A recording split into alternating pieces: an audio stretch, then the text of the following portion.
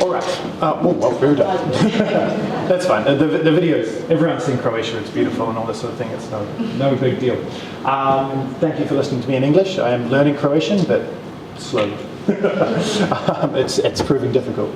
My name's Nick Hathaway. I'm from 45 Degree Sailing. I started a business here 5 years ago, and I've been battling to keep it alive through 2 years of COVID and just generally the toughness of being in business through the winter when I can't shut down my business. So winter sailing has been something for me that I've been pushing for 5 years, and this year I did something a little different. With talks with different people around the place, I went out and I said, okay, well, I'm going to go out for a week sailing in the winter on my own to show people how amazing it is. So throughout this I'm going to show you a little bit of what I did, and I made my own breakfast for the first time in a little while.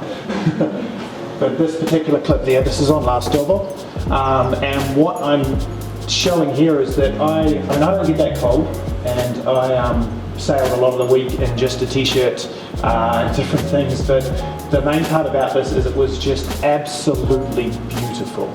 Now, I'm from New Zealand originally, and we sailed there and all of that, and I'm not afraid of a bit of wind, coming from Wellington. One of the windiest cities in the world. So when I got to Croatia, I was like, okay, this is incredible, because you have this incredible opportunity to sail all year round. And yet what you'll see through all of this video that I'll show is there is absolutely no one else out there. I did not see a yacht for 8 days. I left Split, Karstella, I sailed to Vis, I sailed to Lastovo, I sailed to Mierta, I sailed to Korčula, I sailed back to Prague, and over 8 days did not see a yacht until the last day. So there is no one here, and it is some of the most beautiful sailing conditions I have ever been a part of. So there's over 100 training centres for a particular training, RYA training centre, and our market for this is huge in the UK. Now, out of those 100 training centres that are in this area of Europe and the UK, 85% of them are in the UK. Now, I'll get to a bit of a case study later on because I need to move through them, so I'm going to skip a few things, but effectively what we're getting on here is we have this massive opportunity for sailing in the winter here, and we just need to be able to show people. Now, when you do a sailing course in the UK, you go sailing, you get wet, you get cold, maybe it's a nice day, maybe it's not, and then you go back home again, and you commute, then you travel. Whereas when we do a sailing course in Croatia, we sail to somewhere beautiful, we sail to somewhere amazing, we see something new, and then we sail to the next place. And that sort of mentality is very hard to get across to people if no one else is doing it. I have a YouTube channel which I've been building for the last 5 years, and I don't have a big following. But since I started my winter content, I've had 75,000 views since November. And mainly everything I'm posting is sailing in the winter. People want to see it. So we need to attract people over here by showing them that, one, they can get here, two, the conditions are absolutely ideal. And three, that when you come along you will actually be able to go sailing. Now, some of the challenges with that is that, do you know how many boats are available to rent right now? No. There's that one. No, there's not anymore, because that's now come out of the water. So there is very few. There might be 3 yachts that you can rent in Croatia in this month. There is very, very few. And I'm running through it, but while I'm playing that, has anyone been to Lastovo? Yeah. Can I have a hands up? How many people have been to Lastovo? Yeah. All right, more than usual. Usually when I get that, and I know Tanya will be saying, no, I haven't either. More than usual.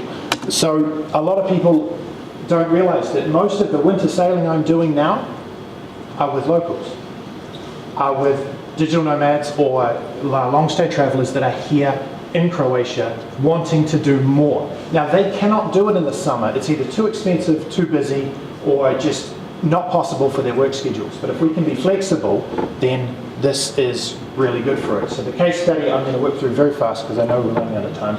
Basically, when I looked at pushing winter sailing in Croatia, it was through a group of people that I knew who said that in Kensington, Notting Hill in the UK, we have this group of high net worth people. They're earning a lot of money and they want to learn to sail.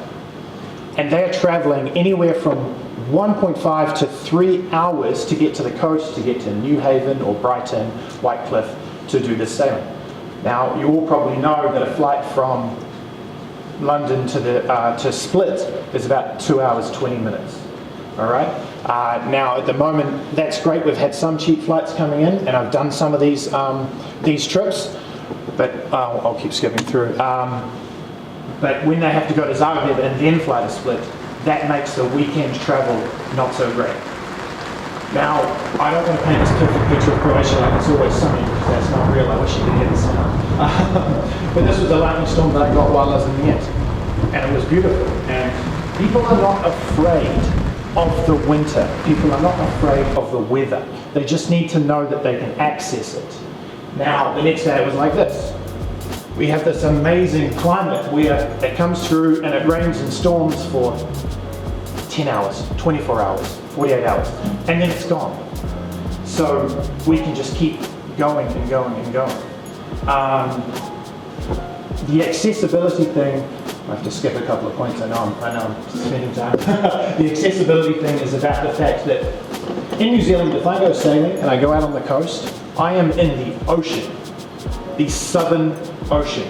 If the weather is not right, I either cannot go or I might die. Whereas here, we have this ridiculously unique location where you're surrounded by islands, and if you've got the right instruction or the right skipper, etc., that has the experience, you can sail anytime. Now, sometimes it is just too windy, it's unsafe to go out, which is why we need to look at flexibility, which we'll come up and get. But the fact that we are so enclosed and there's always somewhere to go makes this incredibly unique as far as sailing goes, because you can always find somewhere that's sheltered, you can always find somewhere that's beautiful, because it's pretty much everywhere. And this is what people want to experience. This is a highlight reel of 7 days I spent out here. I sailed a lot more than that, and I didn't even choose the best stuff. It's basically just trying to show that this is the sailing dream for pretty much everyone that gets into sailing. And if we can attract those high net worth individuals, show them they can get here, spend a weekend, then that's great. Now, I wish you could hear the sound on this one, because the flexibility thing is about, we need to be able to change people's dates, because not every day on the water is for everyone.